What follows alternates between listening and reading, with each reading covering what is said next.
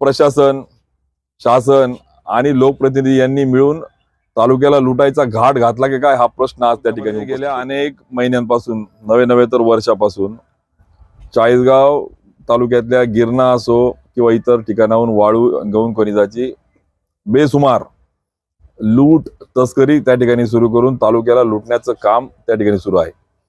गावातला शेतकरी एकत्र येतो, बिचारा निवेदन देतो। आता वय वर्ष 90-85 वय असलेले शेतकरी या ठिकाणी आले गिरणा घाटचे, तेवढ्या पुरता कार्यवाही करायची, पुन्हा तोच धंदा।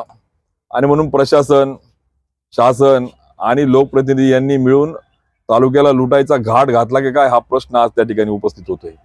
आणि म्हणून केवळ गिरणा घाटचे शेतकरी नाही, गिरणेचं पाणी पिणारा शेतकरी, गिरणेच्या पाण्यावर शेती करणारा शेतकरी, परिसरातला सगळ्या तालुक्यातला महत्वाचा 70% तालुका जर टिकवायचा असेल तर आपल्याला गिरणा बचाव या आंदोलनात सहभागी झालं पाहिजे। आणि म्हणून आम्ही पण ठरवलं की यासाठी ठोस उपाययोजना झाल्या पाहिजे। केवळ पेपरला निवेदन, फोटो, बातमी पुरता नाही, तर शाश्वत या सगळ्या घटक, मग ते चोरणारे, चोरी करणाऱ्या वाहनाचे मालक, चालक, त्याच्यावर त्यांना सहकार्य करणाऱ्या यंत्रणा, मग राजकीय कोणते हस्तक्षेप त्यांना वरद हस्त त्या ठिकाणी आहे, याचा मोक्यासारखा या ठिकाणी कार्यवाही करून याला पायबंद घालता येईल का, यासाठी सोमवारी आम्ही गिरणा बचावच्या माध्यमातून मोर्चाचं आयोजन करून प्रशासनाला, शासनाला जाब विचारून संबंधितांवर कार्यवाही झाली पाहिजे।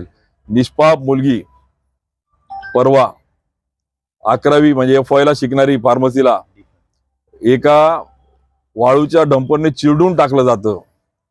आणि वाईट याचं वाटतं, एका बाजूला चिरडून टाकणाऱ्या मुलीचं प्रेत उचललं जात नाही आणि दुसऱ्या बाजूला प्रशासनाच्या सहकार्याने ते डंपरची वाळू खाली करण्यात येते, डंपरचे नंबर बदलण्यात येतात, डंपर चालकाला वाचवण्यात जातं।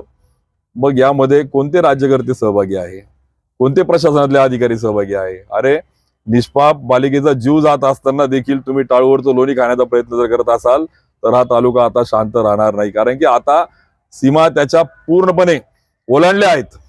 तालुक्यातला तरुण, शेतकरी, संस्था, संघटना, सगळे पक्ष या सगळ्या संदर्भामध्ये हातात झाले आहे। आणि म्हणून आता सगळ्यांनी एकत्र येऊन या संदर्भामध्ये आपल्याला प्रशासनाला जाब विचारून ठोस स्वरूपाच्या कार्यवाही वजा पुढच्या मध्ये या ठिकाणी या बाबी होणार नाही, याच्यावर कार्यवाही करता येईल का, यासाठी आम्ही गिरणा बचावच्या माध्यमातून एकत्र येत आहोत।